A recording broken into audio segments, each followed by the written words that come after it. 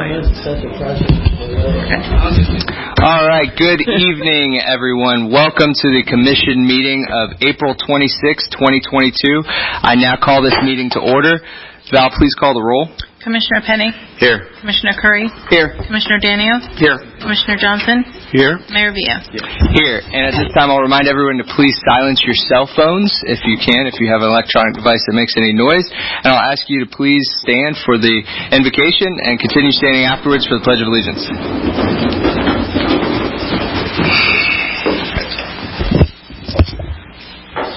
Dear Heavenly Father, we come to you to pray today to ask for your blessing upon our city.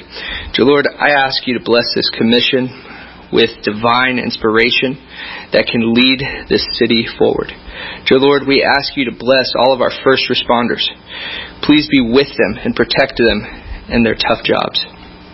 Dear Lord, we also ask you to bless our military, to keep them safe. We ask you to give divine wisdom and knowledge to our president and all of our military folks, especially right now. Dear God, we pray for all of this in Jesus' name. Amen. Amen. I pledge allegiance to the flag of the United States of America and to the republic for which it stands, one nation under God, indivisible, with liberty and justice for all.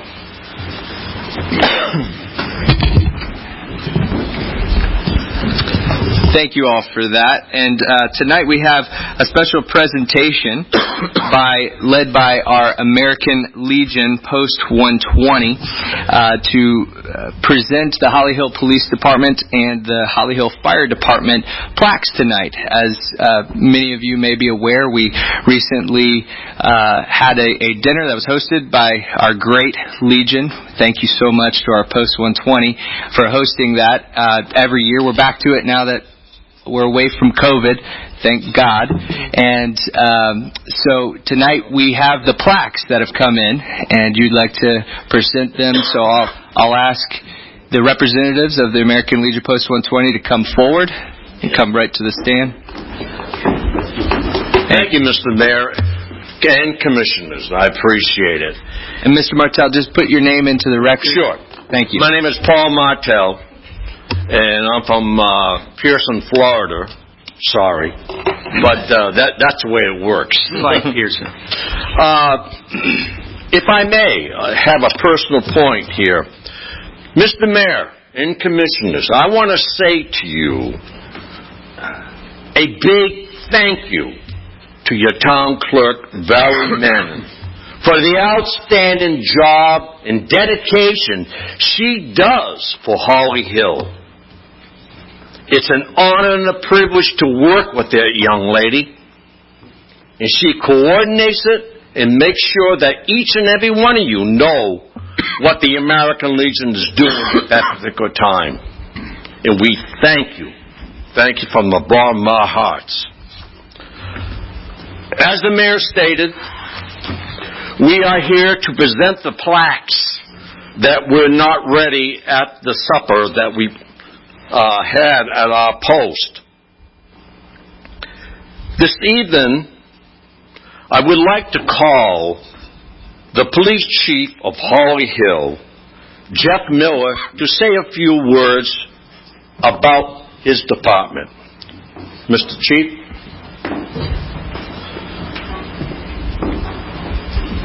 Yep.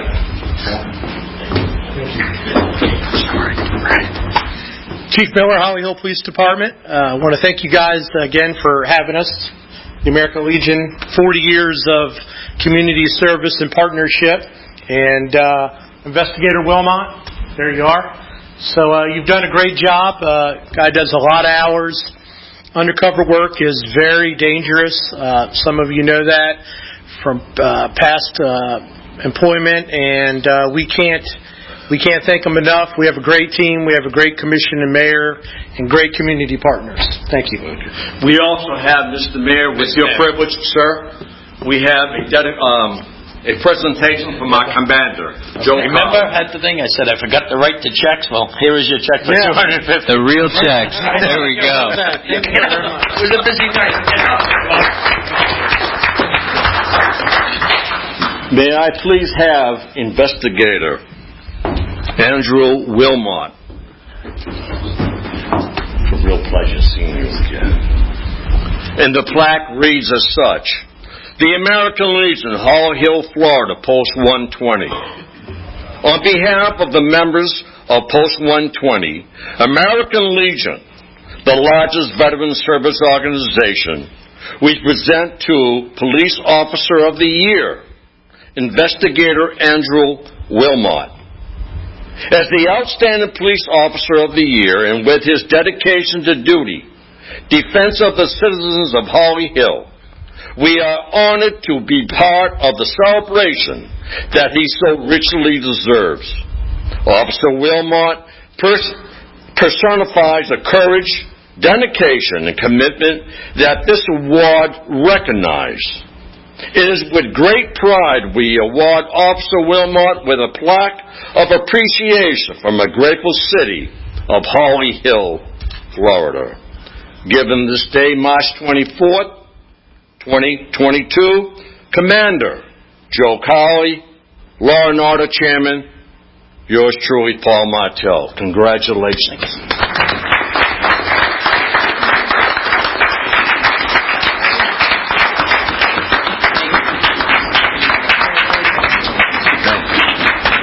Can't take a picture with him. Take a picture.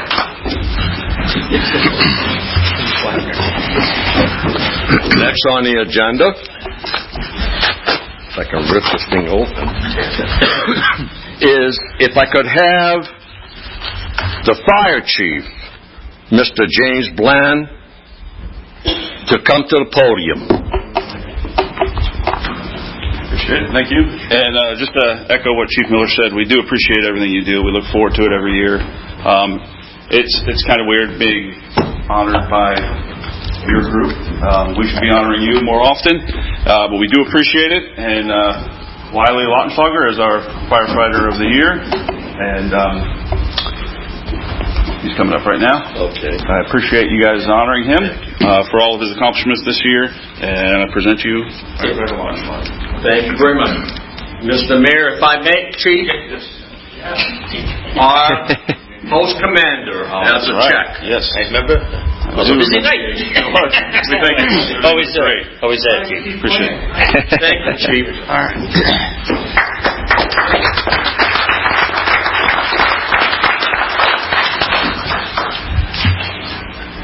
Once again, I speak. The American Legion, Holly Hill, Florida, Post 120. On behalf of the members of Post 120 American Legion, the largest veteran service organization, we present to Firefighter Paramedic of the Year, William Lautenschlager, or Wiley. Firefighter Wiley, we honor you for your dedication to the city of Holly Hill, by your thirst for knowledge, for being certified as a driver engineer, holding the brown belt in Brazilian Jiu-Jitsu, training both youths and fellow law enforcement. It is with great pride we award Firefighter Paramedic Wiley with a plaque of appreciation from a grateful city of Holly Hill. Given this day, March 24th, 2022, Commander Joe Cowley, Law and Order Chairman, yours truly, Paul. Congratulations. Thank you very much, sir.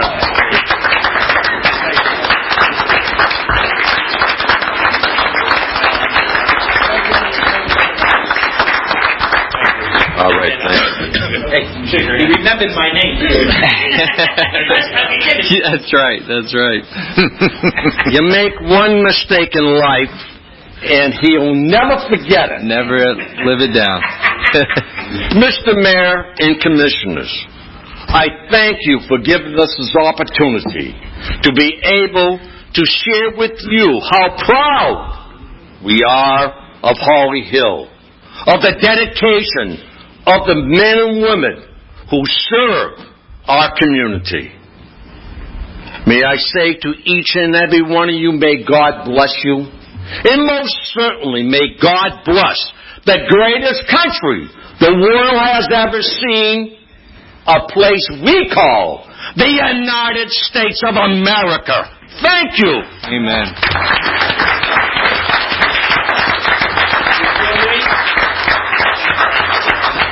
Thank you, Mr. Martell, and we want to also thank our police department, our fire department. All of you are worthy of praise. There's only one award each year, but we're very, very proud of our recipients. And so now I want to say to you, American Legion Post 120, thank you for recognizing them. As our fire chief stated, we need to be thanking you more often as well. So we appreciate you looking into the community and picking out the heroes here and showing them off. So thank you so much for everything you have done for our country and continue to do for our community. Thank you.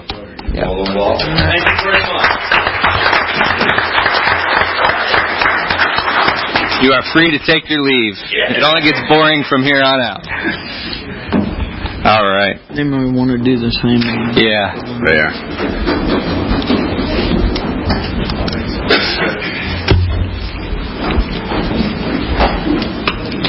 All right, and tonight we have a special guest here with us in the audience, and that's Mr. John Booker. He is the Government Affairs Liaison, and so I wanted to ask him to come to the podium and introduce yourself, and if you have anything to share with us, please feel free. I'm a little disappointed that I had to follow that.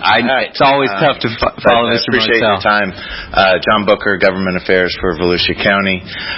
Back in 2019, the county manager and I had a conversation, and I said, George, when legislative session is over up in Tallahassee, I need to get out a little bit more. And he said, John, I think that's a good idea. Well, session got over about March 10th of 2020. Something came up that did not allow me to make the rounds.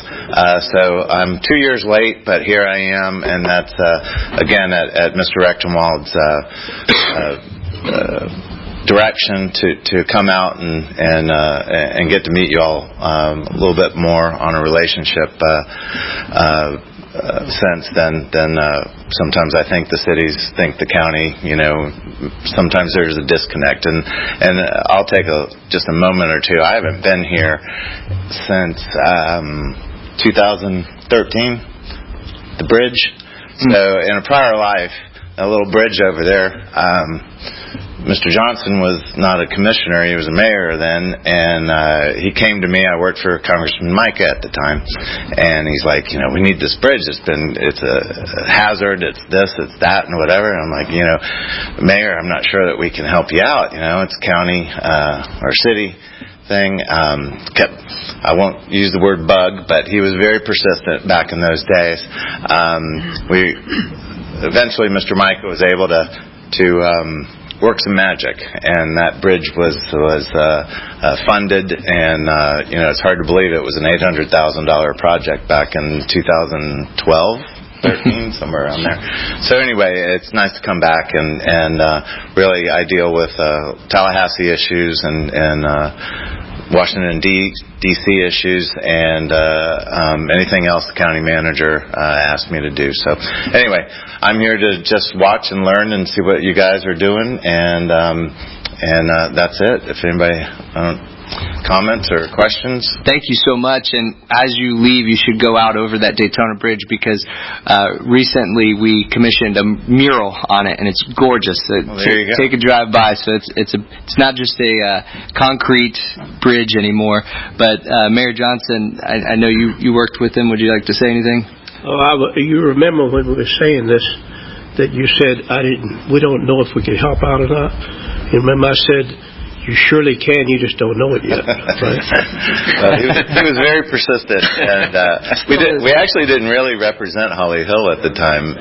Micah's redistricting was in limbo, and it morphed over to more of the west side of the county, or all the west side county, the land in Orange City and Deltona, and so, again, Mr. Micah was very successful on a lot of transportation issues, and I'll take a picture of that, and next time I have lunch or dinner with Mr. Micah, I'll show it to him. I remember we were just discussing what happened to the plaque that was on it. We don't know. Well, and tell Mr. Michael we all said hi. We were thankful to him. I actually just met his nephew up in Tallahassee last week, which is kind of nice. We probably will be in touch. I know our vice mayor and former mayor himself, he was here during that time, and recently in our last meeting we were talking about short-term rentals. So I know that's a hot button item that you've been issue, and insofar as policy issues are concerned, the league and the Florida Association of Counties are very involved in that process, and so we actually get together during session on Wednesdays, and there's about 25 people. Some work for counties and cities, and then the league. So again, if there's anything message that I could take back, because it's a very collaborative environment, because somebody may be friends with a legislator in Cape Coral. Somebody may have a relationship with somebody in Jacksonville who's a committee chairman. So a lot of those things can be, utilize or leverage some relationships that are up there. And again, Mr. Rectenwald said if there is something that I can do during session, as long as he gives me the okay, obviously, we would be more than happy to help. And a lot of these issues that affect cities do affect the county. I've given several presentations on one of the bills that could have some negative repercussions on the county and the cities on Senate Bill 620. So again, the more the merrier, and appreciate the time, Mayor and Commissioners, and I'm just going to sit down now. Thank you. Anybody has any other questions? Thank you, Mr. Booker. Any questions?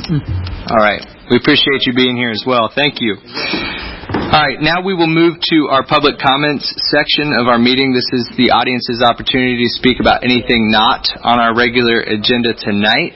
Is there anyone in the audience that would like to speak about anything not on our regular agenda? All right. Seeing none, I'll go ahead and close public comments, and we'll move to the approval of the minutes. We have the minutes from the April 12th, 2022 regular commission meeting and the CRA meeting of April 12th and the April 12th workshop.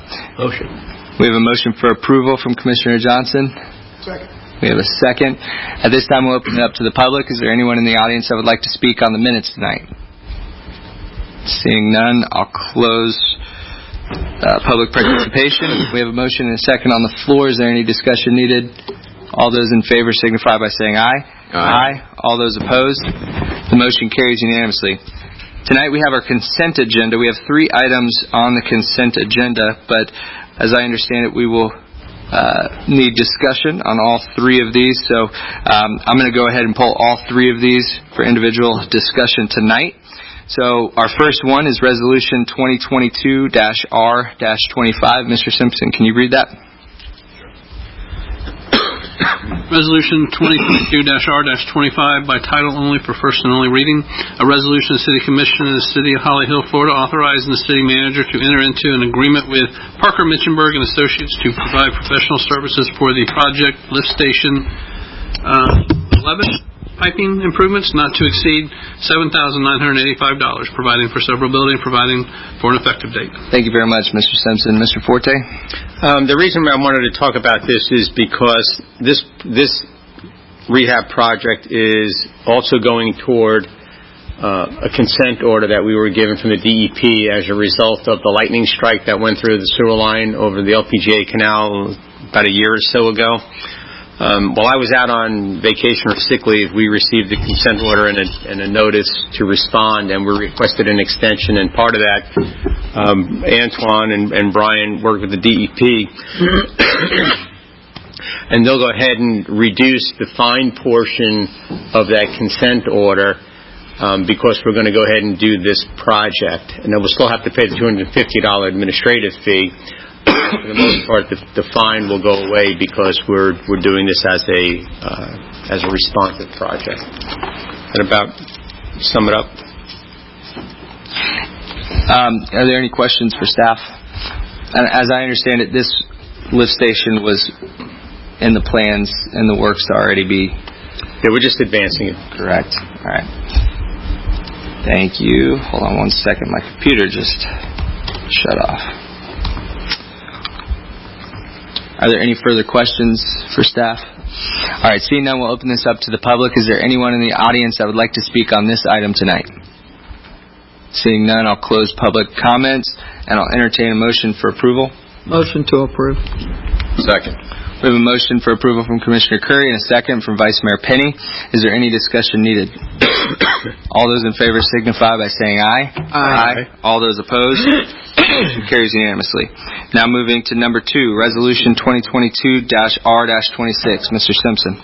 Resolution 2022-R-26 by title only for first and only reading. A resolution of the City Commission of the City of Holly Hill, Florida, approving an increase in purchasing authorization of $129,200 for pumps, spare parts, and repairs for external and internal lift station and wastewater division needs for a total amount not to exceed $230,000, and authorize the city manager to execute the same, providing for severability, providing for an effective date. Thank you very much. And I know we spoke about this, Mr. Forte. Would you care to... let me read the discussion that Antoine and Stella had put in here, and then we can go to questions after that. So on January 12th of 21, the Commission approved the allocation of wastewater pumps and spare parts for all internal and external lift stations at the wastewater division needs in an amount not to exceed $100,000 annually through Resolution 2021-04. The resolution was approved for a 3-year period, so it was $100,000 per year for the 3-year period. The lift stations and wastewater facility parts specification in the resolution were approved as a single source purchase through Hydra Services. A purchase order for $10,800 was approved in October of 21, and a purchase order for $90,000 was approved in February of 22. Another purchase order should have been issued for $89,000. Instead of the $90,000, it should have been $89,200. Should have been 89. Right, I'm getting it. The purchase order should have been issued for $89,200, which was an oversight. The approved resolution included an Exhibit A, and the annual purchase order included under Exhibit B. The total purchases from Hydra Services in the current fiscal year totals $161,696.16. This exceeds the purchase authority as granted by the City Commission. A spreadsheet showing expenditures is included under Exhibit C. In order to ensure that the vendor is paid for materials and services rendered and ensure the work the city can continue to protect our wastewater infrastructure, the Public Works Department is requesting $129,200 be added to the annual purchase authority for an amount not to exceed $230,000. And just a correction, it was Susan that worked on this agenda item, not Stella. Stella was involved, but Susan did the follow-up. So 2 purchase orders were issued for Hydra Services totaling $100,800. They include the 2 purchase of pumps and spare parts for external and internal lift stations and the wastewater division needs. The City Commission has approved annual spending in an amount not to exceed $100,000. Staff recommended an increase of the annual amount by $129,200 for a total not to exceed $230,000. There's currently an unencumbered balance of $142,864.27 in the general ledger account, including $40,650 in savings from a spotter truck purchase. Staff recommends that the funds from these capital accounts be used to fund the current expenditures and additional current expenditures needed with Hydra Services as authorized by the City Commission. Thank you, Mr. Forte. Take any questions that you may have at this time. Yeah, and may have some questions from the Commission here.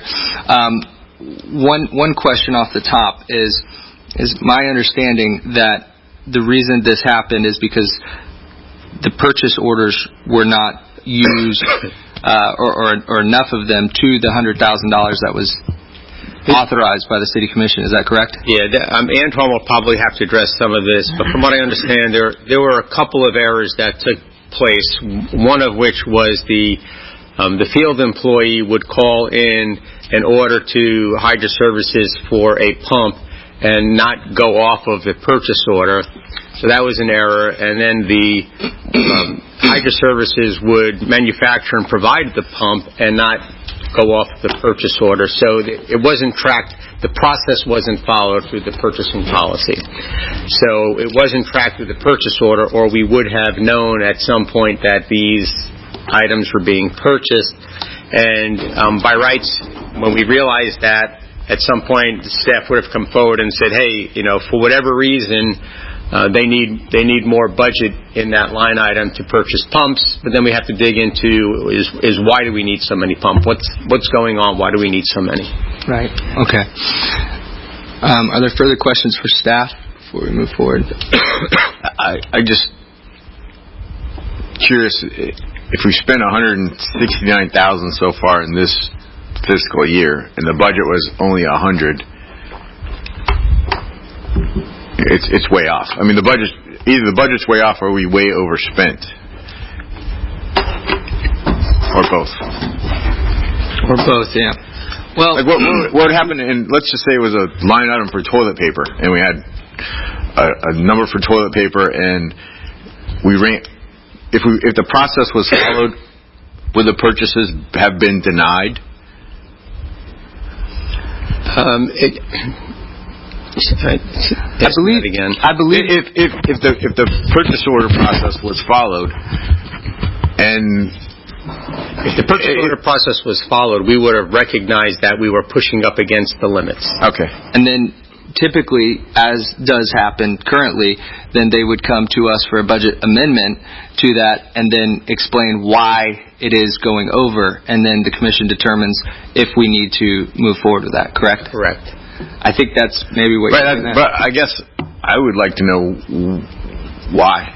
Why did it... I mean, I know the process wasn't followed, but why is it $70,000 over budget? Antoine will have to address that part of it. Mr. Curry, if you could come forward. For the record, Antoine Curry, Director of Public Works. Thank you. The pumps that we use has been standardized to be seltzer pumps, and Hydro Services is the only provider. Currently, the city operates 34 lift stations that has dual pumps, and 2 of them has 3 pumps. So we have a total of 68 pumps, 70 pumps. If a pump goes down, one of the pumps goes down, we usually have a spare, and that spare goes in. But now, at the same time, we have no spare. So staff, and I take full responsibility for this, it was screw up on Public Works side. But if the staff says, okay, I don't have a pump to back these 2 pumps, one of them is probably new or refurbished, the other one has been used. So the staff was going and ordering that spare pump to put it on the shelf in case one of them goes down. We were not tracking it correctly. That's the only reason that we got to this situation. These things. What's that average of what one of those pumps costing, Antoine? We have some pumps that cost up to $50,000. We have pumps that could cost 15, 10, 8. The pumps usually, which we like, come in with 5-year warranties, and within that pump, if anything happens to it, we have to we send it back and they replace it for us. The only issue is we have to have a spare pump to get it operational. So that's and they're not universal. You can't just... No, they're different sizes depending on the size of the wet well. There's a lot of, and how big the pipes are. Like Joe was saying, we have lift station 11 and lift station 4 has 3 pumps. The lift station 11 pumps each weighs 1,100 pounds. So it's different. And we have 2 horsepower pumps. So each lift station has a unique pump. We have some that can be interchangeable, but most of them are unique pumps, size pumps. Yes, Commissioner Curry? Have we come up with some type of a program to start tracking it, Yes, ma'am. I assume? Yes. Okay. I just want to make sure. Yes. So this won't have a chance at repeating itself. I hope not, or I won't be working here for long. So, but the issue is, yes, we're gonna switch. We work with finance to switch to a PO for each pump. So I just wanted to make sure that we had a remedy. And we made sure that the manufacturer does not deal with the field operations because they understand that they have to prepare a purchase order for every pump we use. That was going to be my question about the purchase order. The person that ordered them, I see that certain purchase orders were used, but that they didn't do it. Was it a misunderstanding of the policy, or that he shouldn't have been ordering it? We had a consolidation, and our field guys or the field operations for wastewater has been merged with our all of Public Works field operation. That means water, wastewater, and streets and drainage. So before, the wastewater operation field operations were reporting to the wastewater chief, and we moved them, and now they're making purchases without letting the chief who used to control it. But I think this each pump bought will be on an independent purchase order, so we know when we're getting to the limit. Should remedy that. Good. Okay. Commissioner Daniel? The ones that were bought that are sitting on the shelf, are those in the warranty period just sitting on the shelf? No, sir. That's a good question. We have the warranty doesn't start until the pump is installed. Okay. Yep. There's a mechanism that we do when we install that pump. Usually there's an old plate, and we move that plate so it'll have the number, and we send the old one back. Okay. I didn't know that. Yeah, there's no shelf. I mean, these are submersible pumps. All of them are submersible pumps. Work in an environment that is very hard on them. They're usually very reliable, and the shelf life is not an issue until you put it underwater. All right. Are there further questions? So basically, at the end of the day, we needed these pumps. We just didn't follow the proper policy. We would have been here a couple months ago, anyways, talking about this, because the pumps went out. We had to buy them, and we can't not have the pumps running. Yeah, we talked to the contractor or the contractor and our staff, so this will not be repeated again. Great. Any further questions? No. All right. Thank you, Antoine. Appreciate it. Now, with that, we will open this up to the public. Is there anyone in the audience that would like to speak on this item tonight? Seeing none, I'll close public comments, and I'll entertain a motion for approval. Motion to approve. We have a motion to approve the item from Commissioner Curry and a second from Commissioner Johnson. Is that correct? Okay. Discussion. I don't have any now. No. I just want to say thank you, Antoine, for coming up here and taking responsibility for your department.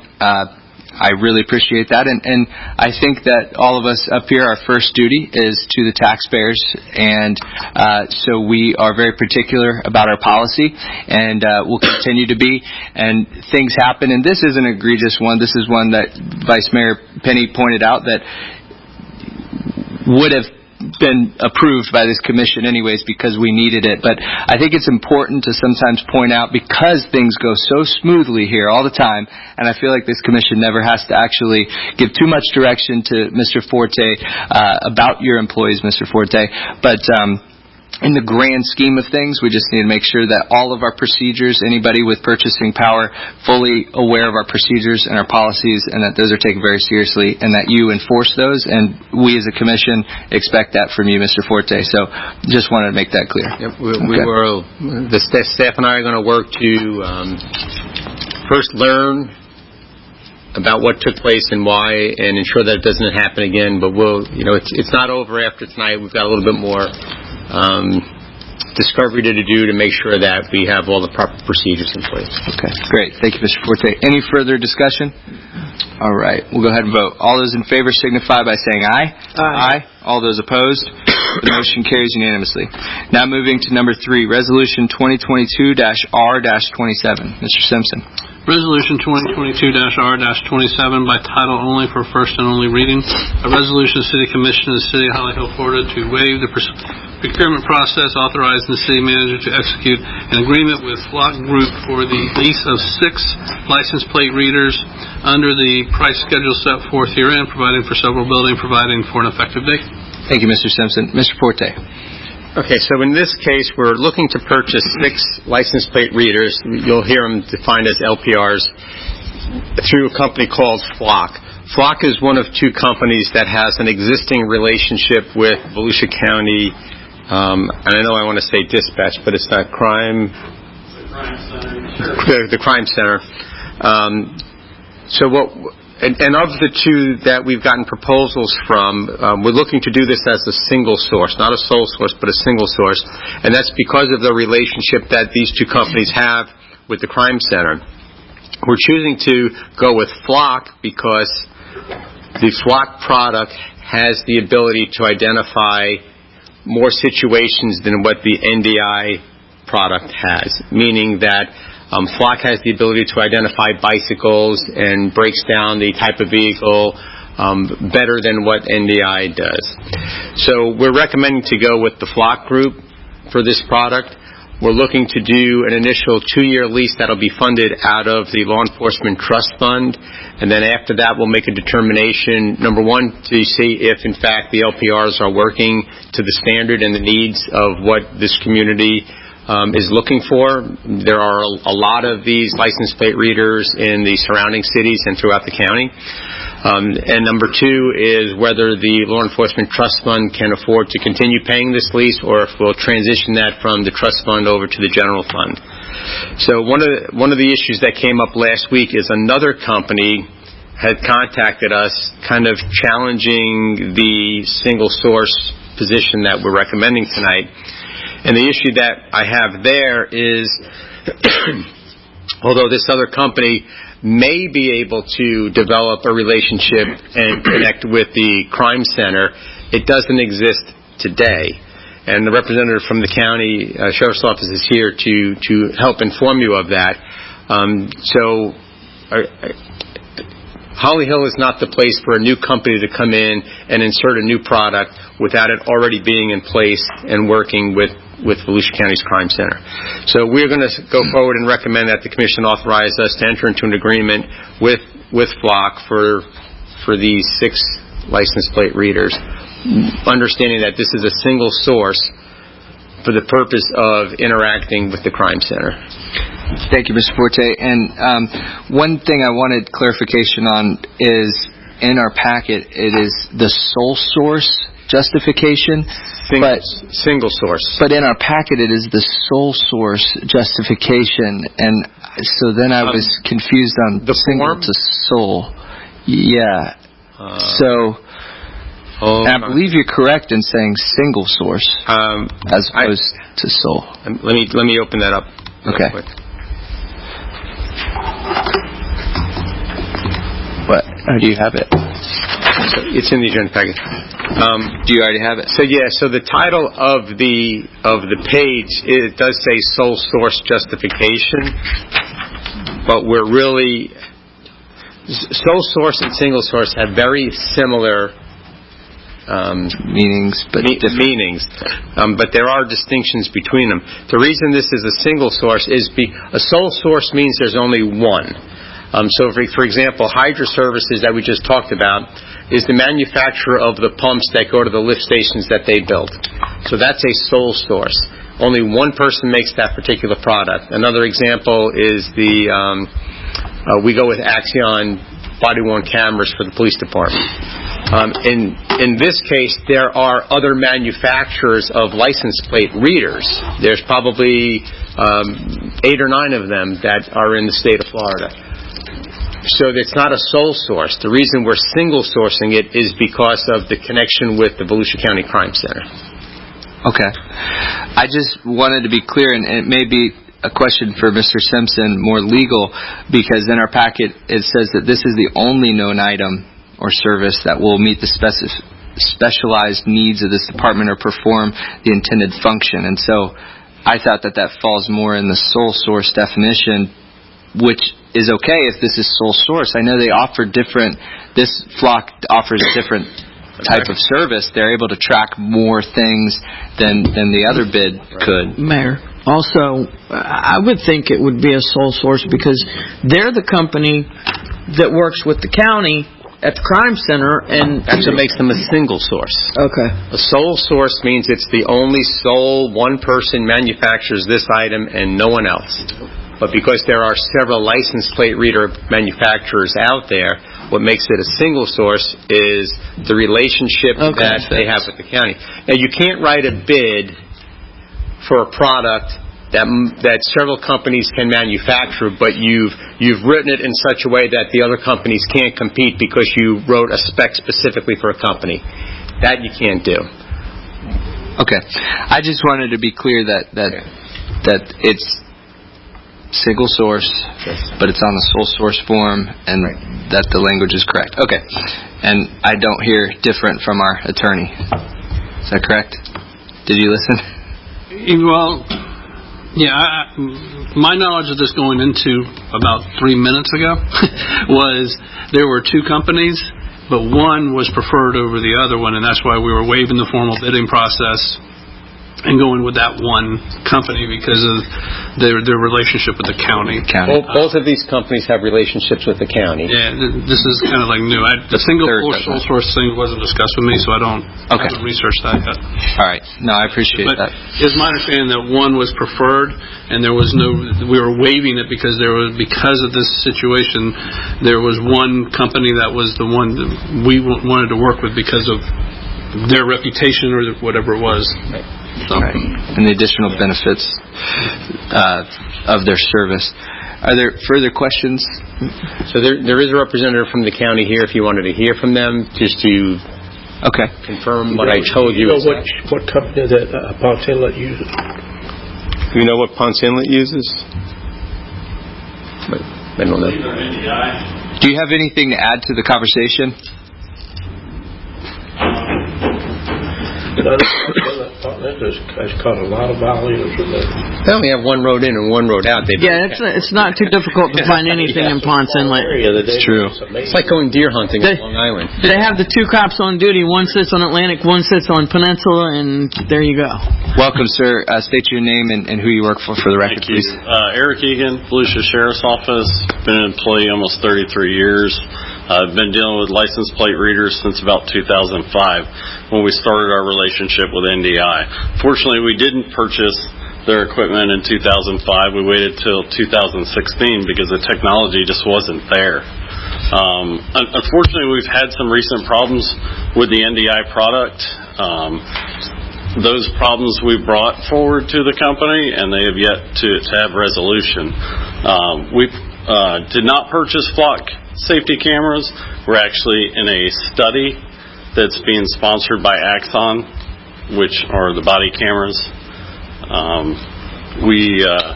They're paying for 25 cameras for 1 year. So we've got 86 NDI cameras. We've got 25 flock safety cameras. The functionality, the analytics, the ability to identify vehicles, bicycles, people, those cameras work on motion. Unfortunately, NDI does not work on motion. It works on capturing license plates. So it's left us very limited in our crime fighting ability, and we're kind of at a breaking point with that technology, where that technology has not advanced to the point that flock safety does. That was one of the reasons why I shared the problems that we've been having with Chief Miller. And so is it my understanding that you are going to replace all those NDI cameras with flock? Is that the way the county's going? We haven't made a decision. We're doing our due diligence right now. I'm talking to Flock Safety. Okay, but you have half and half right now, roughly? Now we've got 86 NDI and 25 Flock Safety. Okay. We actually did a several-month demo last year, and then we transitioned to this study agreement for 25 cameras that we've spread out throughout the county. Okay. And the 86 includes city cameras, not just sheriff's office. It's Daytona. Sorry. No, you're good. Mr. Curry. So now, I just want to make sure, if you guys are not under contract with Flock yet, you don't know if you're going to replace cameras to go to Flock. What if we enter into this agreement and you don't go with Flock? So are we still going to be able to communicate those systems, or no? Right now we have both camera systems integrated with our real-time crime center. Okay, so it wouldn't be a problem. No, sir. No, ma'am. You're good. Okay. Commissioner Dan? No, I just had a question. Years ago, right here on 11th Street, what is it, LPJ now, in Ridgewood, there was a camera because my wife got in an accident. What was all that back in the day? Those were red light cameras. Those are red light cameras. Okay. More than likely, yes. Yeah, those were red light cameras. And these are sophisticated red light cameras. Could it do the same, but they read license plate too, or? Completely different. No.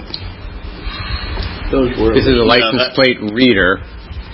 Because she was asking me, and I was going to find out. Identify vehicles and bicycles and people, where the red light cameras was a video recording of a vehicle going through an intersection. Mm-hmm. But they're not. Were they connected to the sheriff's department as well, or was that through the county? That was through a third party. It's just us. And the third party would go through and identify that a vehicle went through a traffic light, and then they would notify the agency to issue a ticket. Okay. Yeah, these they can use for investigation, mostly investigation purposes. They're a lot different from the red light cameras. Yeah. So if they have a stolen car in Ormond and it comes through our city, they know which direction it's headed. Things like that. Yeah, correct? We use it for proactive and reactive law enforcement. I mean, it's an awesome crime fighting tool. The sheriff actually brought that to the city of Daytona Beach, and then we piggybacked that. We'd started it before he took office, but we didn't implement it till he took office in 2016. It's amazing technology. Do you know if Ormond Beach uses Flock or NDI? NDI. They use NDI? Yes, sir. And Daytona, do you know if they use NDI? NDI. They're all pretty much using NDI because the sheriff is only now testing the Flock system. Okay. We're going over to Flock because it looks like what they have to offer minus the problems that they're experiencing with NDI. So in a way, we're getting ahead of the curve, meaning we put in NDI, everybody replaces NDI in a year or 2 years. Now we'll have to replace all ours. Susan's shaking her head yes. That's a good sign. When your finance director shakes her head, yeah. That's a good sign, yeah. I may have, when I was talking, said purchase, but this is a lease. Is that why you said that? I may have said purchase, but this is a 2-year lease that we can extend out to 5 years. Or if we decide it's not working, we can terminate. Right. Are there any further questions for? Say something, Trill. 1 year lease for the reoccurring. 1 year lease with reoccurring up to 5 years. Yes, sir. 1 year lease with what? Renewal up to a couple of 5 years, but the first 2 years will be funded out of the Law Enforcement Trust Fund, the LETF. Okay, yeah. And then after that, general fund into the police budget? Correct. Okay. All right. We have no further questions for you unless you have something to add. One other comment. One thing that Flock Safety does offer is they have a neighborhood or community style camera that works in neighborhoods, subdivisions, apartment complexes. It's a little bit less cost for the private sector or the commercial sector, and they're also offering technology that'll interface with private and commercial cameras, where that technology runs through a computer system that actually acts as a license plate reader. So it's definitely emerging technology. So that just so I can understand, so that means that a housing development could put these cameras on their private property and it would still link to the crime center? Correct. Such as like Aston Green could decide they want. Green, Charleston Place, any one of these Okay. housing communities. We have two right now, two private. One's a gated community. I think it's called Broadwater. Oh yeah, I've got it. We just got a request today. No crime out there. The village that's interested in the technology. There's a subdivision in Deltona, and we've got DeBerry Golf and Country Club that's also interested in the technology. Does the city or jurisdiction have to approve of that, or they could just set it up and it just connects right to you? Okay. Yeah. It actually popped up on our computer. We didn't know about it, and we've kind of expressed that concern. Oh, so you guys can monitor that? Yes. Oh, yeah. It's interfaced in the system, but it showed up as Broadwater, and we thought it was a police department. We didn't know it was a subdivision. So, but we've talked to the company about that. Some of the houses look kind of like the White House. Vice Mayor. So as I understand it, we're leasing the equipment, but then do we have to pay you for your services? Do we have to pay the county? I'm just hearing. You do pay the county through county taxes, but okay. no. So what I'm hearing is that all these subdivisions start getting cameras, your department is going to explode. Well, we've advanced in the last several years. We've got an 8-person task force crime center. We've got City of Daytona 2 analysts. We've got one from Port Orange. The task force is an awesome tool. As Detective Wilmot here today is one of my detectives. I mean, he does a phenomenal job for you and for Volusia County residents in his position on the East Side Narcotics Task Force. So. Do the private communities have to pay you guys separate? No, they pay the company. The company interfaces with our software at the crime So like center. you're saying, it could just add more work because there's no. No, I think it's just an extra tool. It's an extra channel on their. At the end of the day, it's going to help reduce crime, regardless of who helps find the criminal.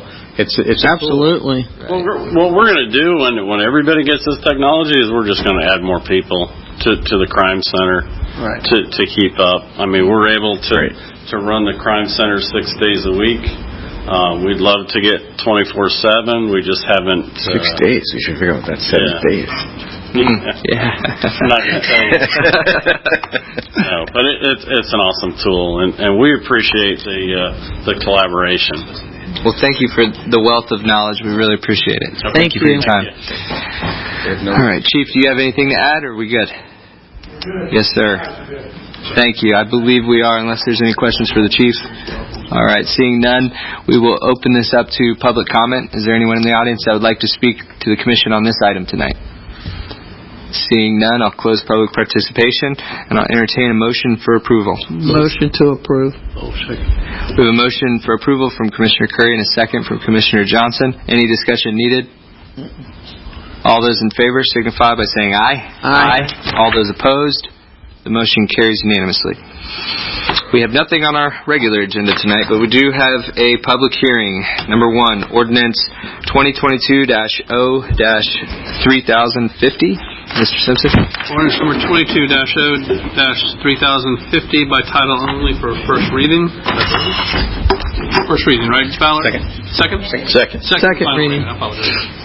In ordinance to the City of Holly Hill, Florida, amending the City of Holly Hill Code of Ordinances to amend Chapter 14, Building and Building Regulation, Article 3, Construction Standards, to repeal unnecessary provisions, to amend the Land Development Regulations, Chapter 94, Article 2, Flood Hazard Mitigation, to provide criteria for accessory structures in flood hazard areas, to specify elevation of manufactured homes in flood hazard areas, and update language, providing for applicability and severability, and providing for an effective date. Thank you, Mr. Simpson. Mr. Forte? Turn it over to Brian if you have any questions. All right. The floor is yours. Brian, is there anything new to report for our second reading? There is nothing new. All right. Staff still recommends approval. Thank you very much, Mr. Walker. Are there any questions for staff? All right. Thank you. All right. At this time, we'll open this up to public comment. Is there anyone in the audience that would like to speak on this item tonight?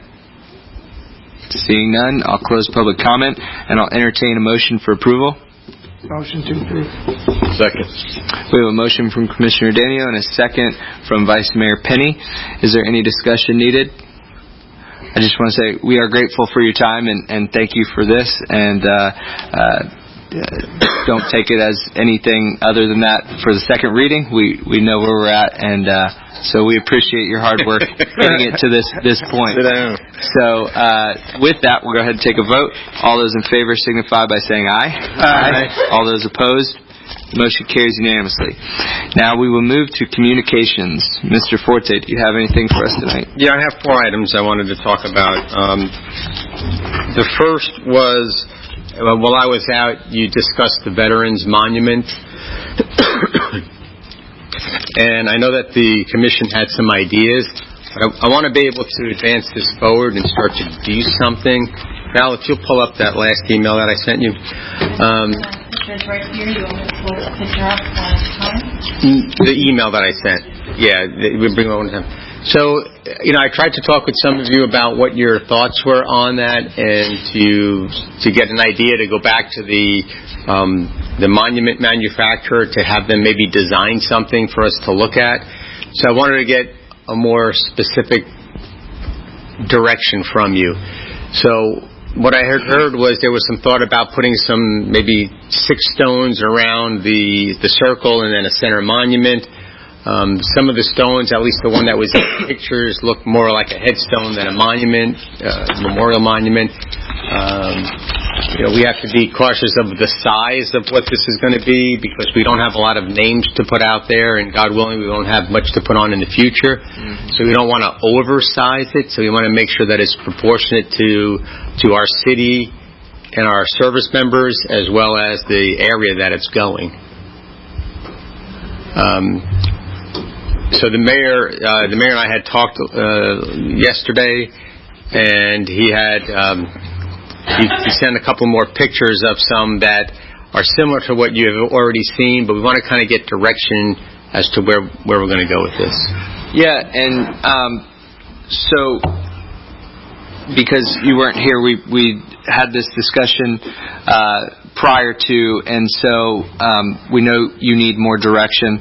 Right. And I think what we're looking here for, and we kind of batted this back and forth, of if we're going to do the surrounding monuments around, and so I came up with a few more pictures. I said I would look into it more, kind of come up with some more things, and for the middle, and she tried to pull up those ones I sent you. For the middle monument, wanted to none of them are exactly as we would intend or want. You can just click on one and then it'll go through. Yeah, and that's just in there to show what Daytona has. Daytona has a beautiful one at the Veterans Memorial Bridge. So there's several of these, and maybe they're not the right shape or the right height, but I thought they were better ideas than what we received back first from the company. And remind you too that we're putting together ideas and guidance for them to then design it, come back to us and show us. And I want to talk, after we talk a little bit about shape and whatnot, about what could go on it. That's Daytona's right there. So I'm not saying that that's what we should do, but just for reference, that's the one that they have.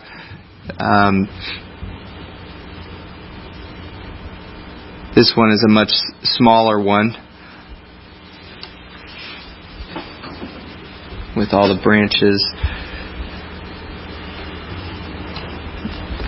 This one, to me, looks a little bit more like a tombstone type thing. A lot of these have the bottom base to it, as you see there, that can be inscribed.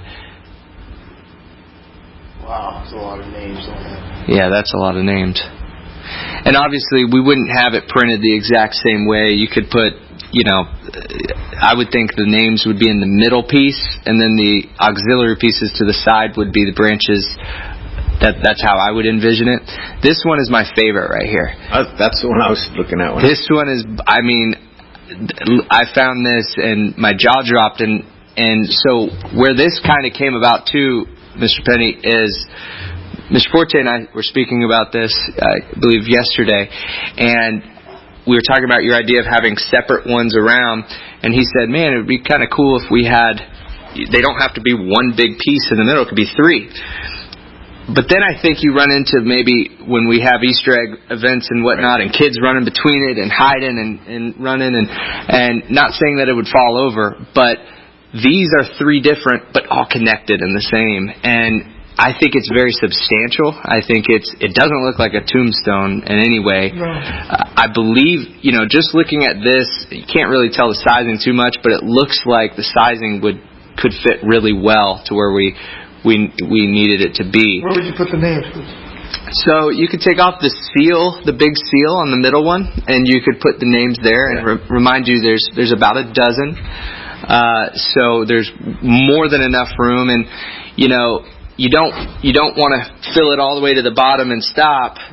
Granted, we don't want anybody else to die from our city at all, but you also don't want to leave too much space, but you want to leave some. I think that would be a good place. And remind you that what is on that can be tweaked. I think we would get different options from, if we decided on what it looked like a shape, then they would come back to us.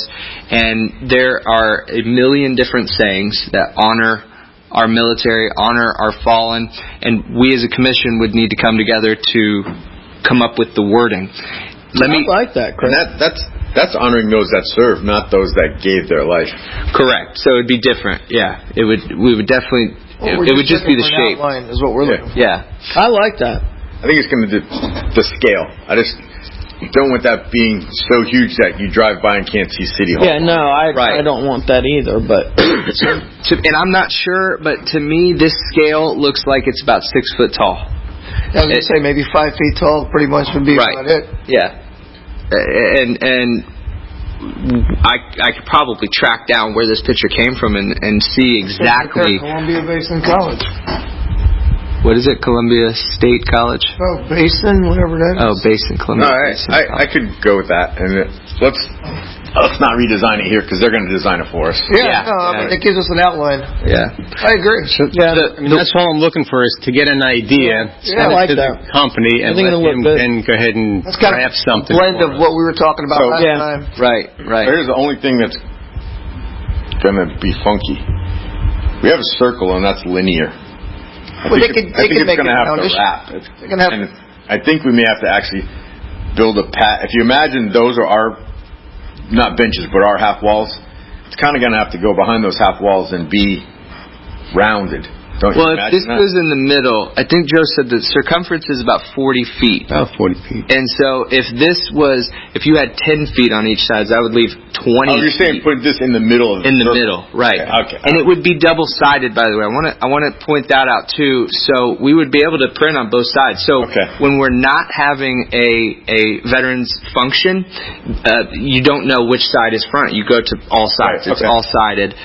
But then, obviously, when we have a veterans function, everyone's out facing City Hall.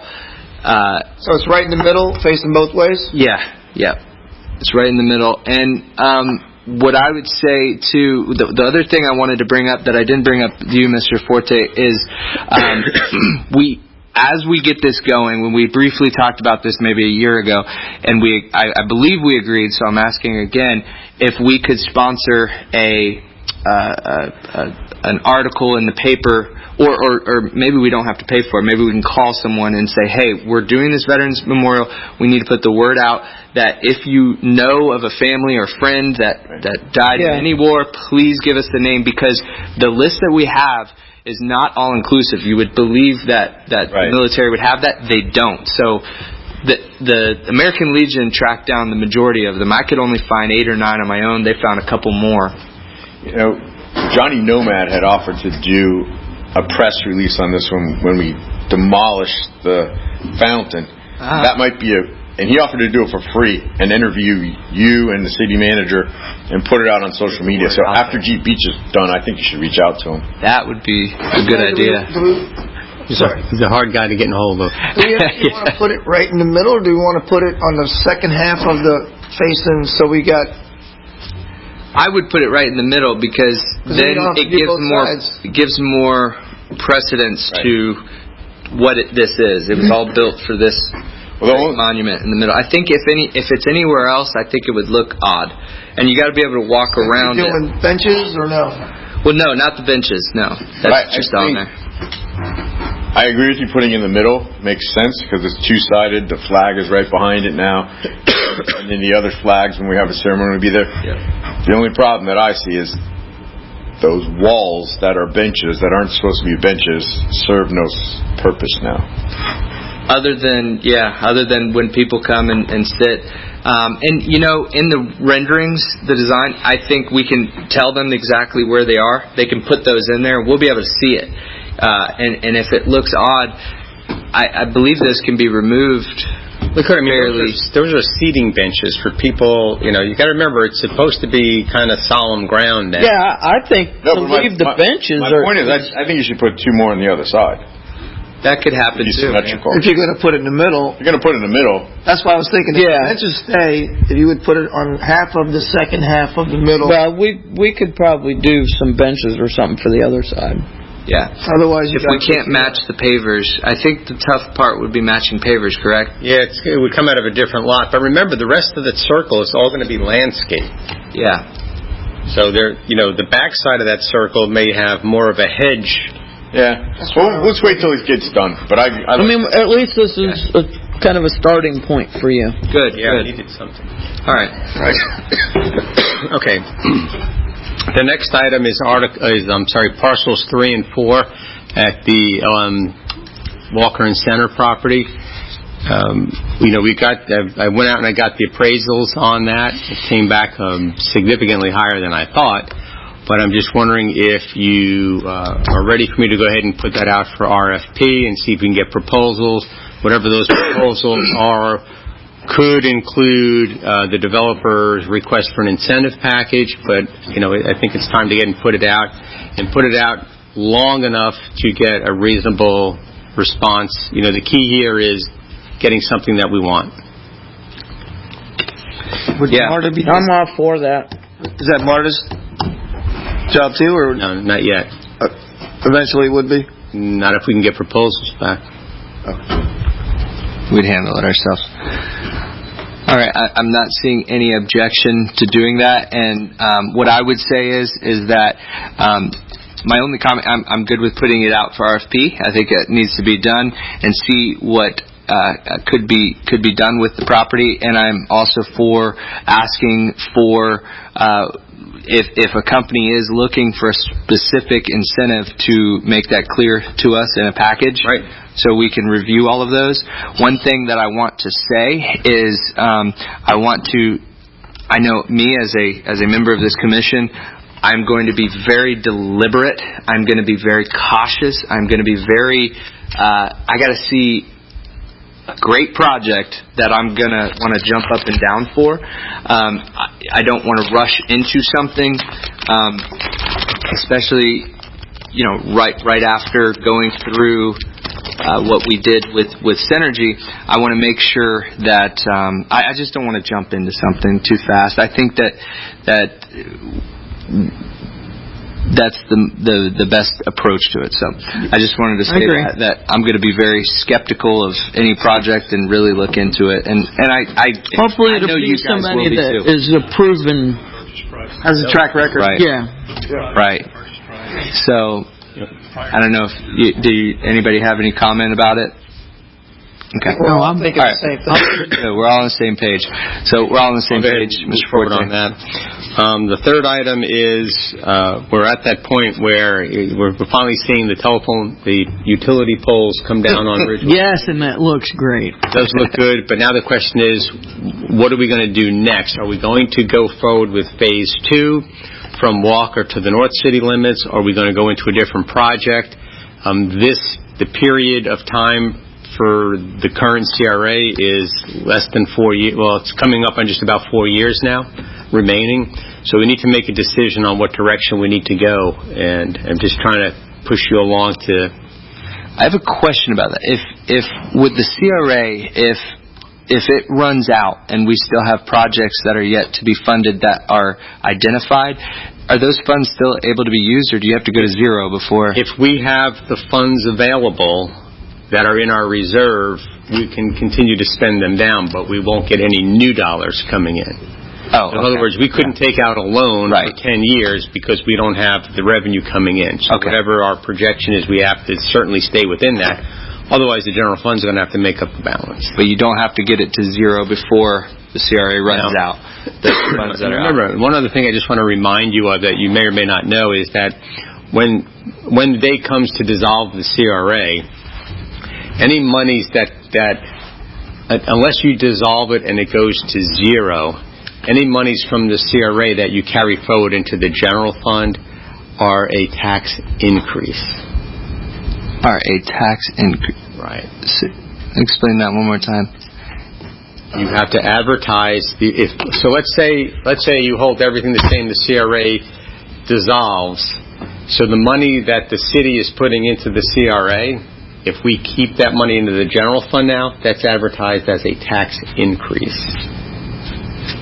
We're increasing the general fund revenues. Even though no one's taxes are actually increasing? Your general fund money is increasing. Collected more tax. Through tax dollars, so it's considered a tax increase. Kind of like the rollback. That would affect your rollback rate. It certainly is going to affect the rollback rate. Yeah, but I don't see if you go to roll back on that, then no one's paying anything more. So it's nobody's paying more in taxes, but it's just considered on paper a tax increase. It's because we're putting more money into our general fund. Same as when you go to the current rate. You're not increasing your taxes, but you're bringing more money in.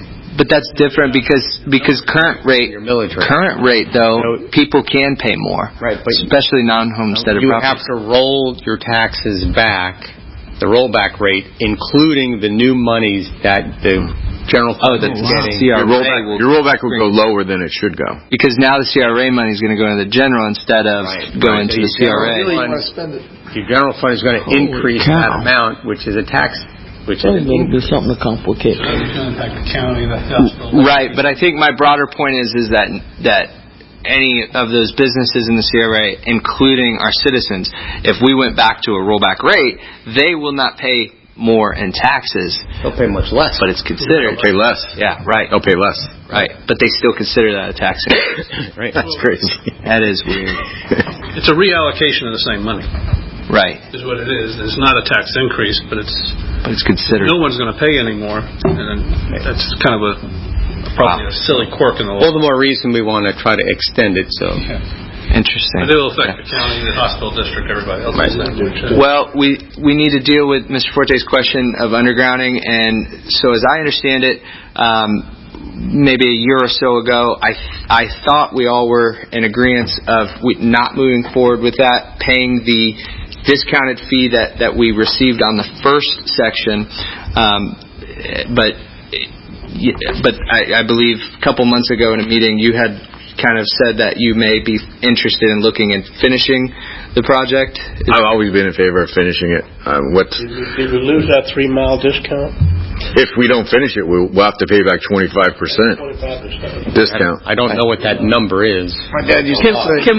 Can we receive the data, the numbers on it? I can get you that. I can't by the next meeting. Yeah, I can't give you an answer now until I look at numbers and. Here's my concern: is that I've often heard people comment, "Why didn't the commission do this? Why didn't they finish that? Why did they make the pool too short so you can't swim in it? Why didn't they annex out so that we have Tanger? Why didn't they do this? Why didn't they do this?" We never finish anything. Mm-hmm. And if you look coming up Mason, it looks good. And you don't notice it until you don't notice it anymore. And the lines are gone, and it's amazing the comments I've been getting. We have it budgeted. We lose money. We have to pay back more than we thought we were going to have to pay back if we don't complete the project. And with the end of the CRA coming so soon, by the time this commission makes up its mind what the next focus will be, we'll be out of time, and we won't complete the next project that we dream of. And it's a lot of planning. We've had a lot of delays in Phase 1. We've learned a lot in Phase 1, I think, not to make mistakes again for Phase 2. And Phase 2, from what I understand, there's a lot less junk underground up there. It should be a lot smoother. And I just hate drive through South Daytona. It looks great until they stopped halfway through the city. And you go, why didn't they finish this? Well, I think we should finish it. I think it'd be one of the projects that we actually finished in this community. You're amazed how much that 25% discount is. I'm definitely interested in receiving the information, Joe. Yeah, and I hear what you're saying, John, and don't take this as, disagreeing, but, we all have our ideas, and the reason why I disagree is we're talking well over $1 million for the next phase at a minimum, and so what I'm looking at is what would be from this point on, what is the best use of the money? And I believe that there's better ideas, like potentially purchasing motels. I think if you look at US 1, that is probably the biggest thing that's dragging the image down is some of those motels. I think that would be a good use for the money. Turn them into business offices like the one that you own, or whatever the market can bear, or whatever it may be. Also, I would even be interested in looking at putting in a park in one of those places. Mr. Mayor, can I suggest we maybe do a workshop then? About ideas. I would, but I think, and it'd have to be soon, I think, because Mr. Forte, the reason why he's bringing it up is because as he onboards a new position, he wants to direct them to go and get those easements now so we don't have any of those problems that we had before. I'm happy with having a workshop on it if everyone else is, so we can discuss it further. But I believe that we could use... I'm always open to ideas. I think the best place would be a workshop for us. And I didn't know that South Daytona stopped halfway. Halfway through. Yeah, they did. Why did they stop? Well, because they decided to sue Florida Power and Light and that whole thing. But but actually what it was is that Florida Power and Light, when you put in the new electric, you have to give that to Florida Power and Light. You got to give it to them. So when we decided to buy it, we had to go back and buy back what we already paid to put in. Wow. We paid for it twice. That's why we stopped. Wow. If we were going to buy it, let's not install the whole new system and then have to pay for it a complete second time, because we were doing it for half. So by the time the FPL litigation got over, the economy was in the toilet. Right. And the CRA didn't have any money to finish it. Right. Okay. And I agree with you, Mr. Mayor, that some work needs to be done with the motels. But I would say that our time and our efforts would be better spent to make that as the continuation of the CRA. Because if we stop now, we lose the 25% discount. And phase 2 is probably going to be $4 to $6 million. And when we pay back 25% of what the discount we were going to get, it's probably $2 million. So to pay back $2 million to get half of a project, when if you finish the project, you save that $2 million, expand the CRA, extend the CRA, and then focus on the motels as your number one strategy. Because we're already talking about this decision go to a workshop, and then that workshop will be continued, and then we'll give the city manager direction, and it'll be the end of the fiscal year, and there'll be election time. And I don't know about that. We get a lot solved from workshop. I just know the speed of government. The only thing slower is church work. Let me just tell you that at the time this was originally done, the discount was about $710,000. That's what the discount now. That may have increased because the project increased. I'm just saying back. You could double that. Yeah, it's probably double. I bet it's $1.5 million. $1.5 million, yeah. Back at that time, the discount was $710. So I'd have to call and get a today number. Mm-hmm. Yeah, I want to see the numbers as well. So I know, Curry, you want a workshop. I want a workshop. I mean, I'd love to have a workshop. I hear what you're saying. Whatever decision we're going to make, we need to make it timely. We can't keep pushing it. We're going to have to be the ones to make the decision and not keep pushing it along. I mean, it falls on no one else to make decisions the thing out of a workshop. Keep in mind is as we see this phase coming to an end, we have to start the next phase within 1 year of completion of the first phase.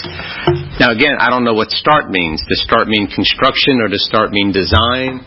So we have to start within 1 year of completion of phase 1 in order to maintain that discount. Well, you've got three-fifths of the opinion. Once you find out with the rest of us, I like to finish when I start.